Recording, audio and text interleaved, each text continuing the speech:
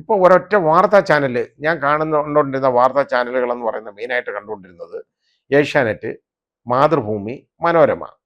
ഇത് കഴിഞ്ഞിട്ടാണ് ബാക്കിയുള്ള ചാനലുകൾ ഞാൻ കണ്ടുകൊണ്ടിരുന്നത്. ഇപ്പം ഞാൻ ഇത് കാണാൻ എനിക്ക് ഒക്കത്തില്ല. കാരണം എന്താ, വികലമായ പരസ്യം ഇന്ത്യൻ പ്രധാനമന്ത്രി നിന്ന് അഭിനയിക്കുകയാണ്. ഞാൻ അങ്ങനെ ചെയ്തു, മോദിജി ഇങ്ങനെ തന്നു, മറ്റേത് ഇങ്ങനെ തന്നു, എൻ്റെ അമ്മ അല്ല എന്നെ അമ്മ നമ്മളെ നോക്കും, അമ്മയ്ക്ക് പകരം ഇപ്പോൾ അതുകൊണ്ട് മോദിജി നോക്കും. ഈ രീതിയിലുള്ള പരസ്യങ്ങളാണ് ആ വാർത്താ ചാനൽ വെക്കാൻ ഒക്കത്തില്ല. ഇപ്പോൾ ഈ മെയിനായിട്ടുള്ള ഈ 3 ചാനലിലും ഒരു 5 മിനിറ്റ് ഇടവിട്ട് ഇത് തന്നെയാണ് പണി. എന്നിട്ട് അതിനകത്ത് പുള്ളി ഉടുപ്പൊക്കെ ഇട്ടുണ്ട് നമ്മുടെ ബഹുമാന്യനായ പ്രധാനമന്ത്രി കോമാളി വേഷം കെട്ടിട്ട് അഭിനയിക്കുകയാണ്. ഇത് എത്ര നാൾ കണ്ടുകൊണ്ടിരിക്കാൻ പറ്റും? ഇപ്പം ഞാനത് കാണുന്നേ ഇല്ല. ഇപ്പോൾ മീഡിയ വണ്ണിന് പരസ്യമില്ല. കാരണം അവരുമായിട്ടുള്ള വിരോധം ഉണ്ടല്ലോ. ഏതായാലും അത് കാരണം അതിപ്പോൾ അത് കണ്ടുകൊണ്ടിരിക്കുകയാണ്. പിന്നെ 24-നും കുറവാണ്.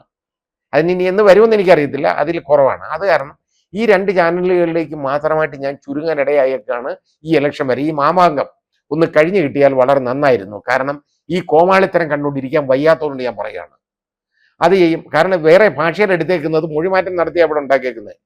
കുറെ കുളിക്കാതെ നനയ്ക്കാതെ നിൽക്കുന്ന കൊച്ചു പിള്ളേരെയൊക്കെ വിളിച്ച് അതിനെ കൊണ്ട് മോദിജി ഞങ്ങൾക്ക് മറ്റേത് തരുന്നു, മോദിജി ഇത് തരുന്നു, മോദിജി എല്ലാവരെയും വൃദ്ധരെ എല്ലാം നോക്കുന്നു. എന്തോ നോക്കുന്നത് ഇവിടെ? ആരെ നോക്കുന്നെന്നാണ് ഈ പറയുന്നത്? ഇതിനെങ്ങനെ കണക്കുണ്ടോ നോക്കുന്നതിനൊക്കെ? മുഴുവൻ കള്ളത്തരങ്ങളല്ലേ, പൊള്ളത്തരങ്ങളല്ലേ വിളിച്ചു പറയുന്നത് മുഴുവൻ.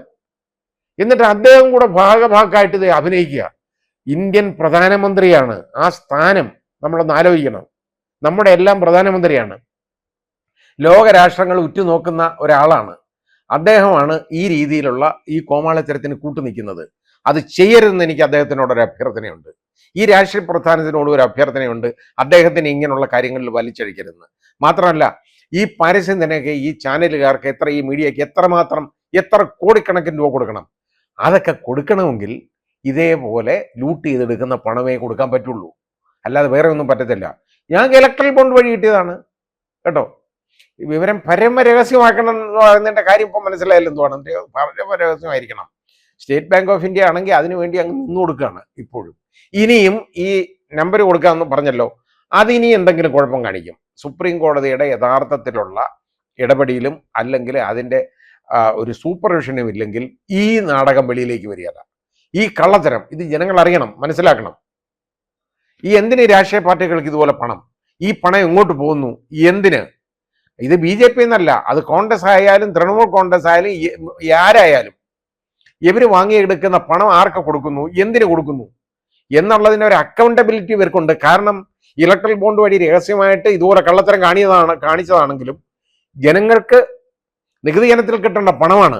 ആ പണം എങ്ങോട്ട് പോയി, എന്തിന് ചെലവാക്കി എന്നുള്ളത് പറയാൻ ഈ രാഷ്ട്രീയ പ്രസ്ഥാനങ്ങൾക്ക് ബാധ്യതയുണ്ട്. അത് ഏത് രാഷ്ട്രീയ പാർട്ടി ആയാലും. അത് ഞങ്ങൾ ഇത്രേ വാങ്ങിയുള്ളൂ, 20,000 കോടിയിൽ ഞങ്ങൾക്ക് 6,800 കോടിയേ കിട്ടിയുള്ളൂ, ബാക്കി കോടികൾ വാങ്ങിച്ചേക്കുന്ന മറ്റു പാർട്ടികളാണ് എന്ന് പറയുന്നതിൽ എന്ത് വിവരക്കേടാണ് പറയുന്നത്?